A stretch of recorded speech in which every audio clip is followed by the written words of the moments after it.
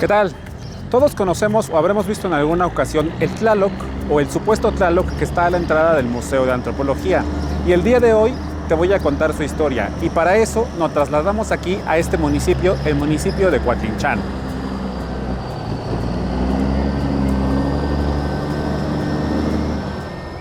La toponimia de Coatlinchan es el hogar de la serpiente. Este es conocido como el quinto monolito más grande del mundo. Aunque bueno, la lista va variando dependiendo de la fuente de consulta. Se tiene conocimiento de la existencia de este monolito desde finales del siglo XIX, aunque la población de Coatlinchan originalmente lo conocía como la piedra de los tecomates.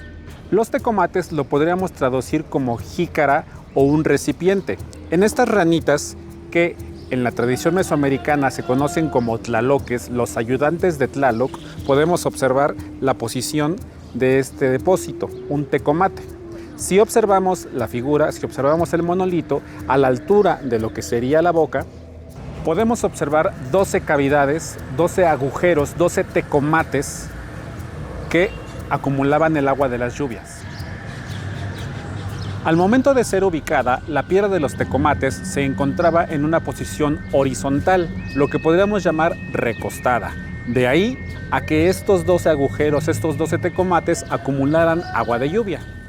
De acuerdo con los habitantes de Coatlinchan, el agua acumulada en los tecomates podía servir para predecir una abundancia de lluvias o también podía tener propiedades que ellos consideraban curativas.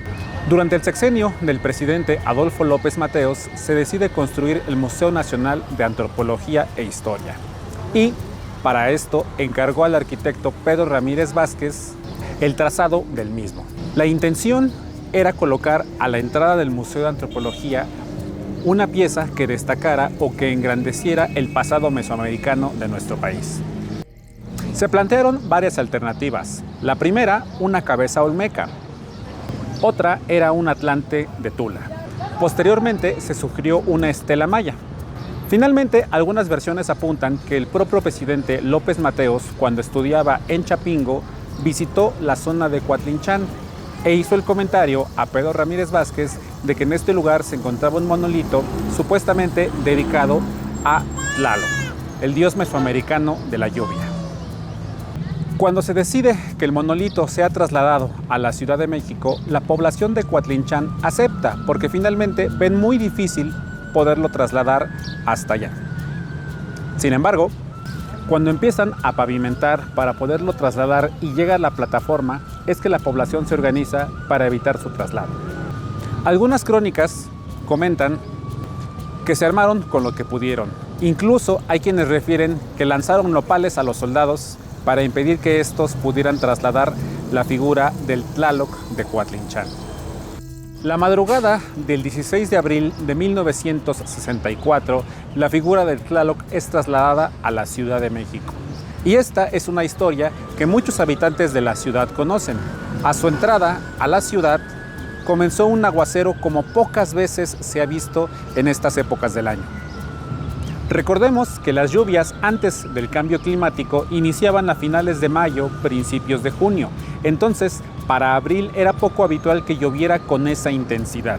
Hay quienes aseguran que una de dos, Tlaloc se estaba manifestando por haber regresado al Valle de México o segundo, que Tlaloc estaba molesto por haber sido sacado de su población original en Coatlinchan. Sin embargo, el Tlaloc o la figura de la piedra de los tecomates de Coatlinchan no está exenta de polémica. ¿A qué me refiero con esto? Originalmente, la figura fue estudiada a principios del siglo XX por el arqueólogo Leopoldo Batres. Batres fue el que lo identificó como Tlaloc y de ahí a que muchas personas lo consideren o lo sigan llamando Tlaloc hasta el día de hoy. ¿Cuáles son los argumentos de Leopoldo Batres? Que lleva puesto lo que él consideró un taparrabo y esta es una prenda que solamente portan los varones. Otro arqueólogo, Alfredo Chavero, hace una corrección sugiriendo que en realidad es Chalchiutlicue, el equivalente femenino de Tlaloc. Chalchiutlicue es la diosa de la falda de jade.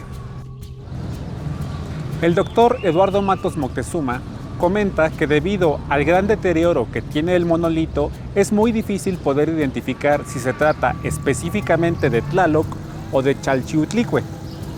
Sin embargo, podemos identificar algunas características para podernos decantar por una u otra opción. Una de las figuras de la diosa Chalchiuhtlicue que se han encontrado en la zona de Teotihuacán tiene un aspecto más cuadrado, tiene un aspecto más parecido a la piedra de los tecomates. Como pueden observar, Tlaloc en la mayoría de sus representaciones aparece con anteojeras, aparece con unas especies de colmillos de jaguar, cosa que no es reconocible en la piedra de los tecomates, cosa que no podemos observar. Una de las promesas del gobierno federal al llevarse a la piedra de los tecomates para la población de Coatlinchan es traerles una reproducción. Nada más que esa reproducción tardó poco más de 50 años en llegar a la población.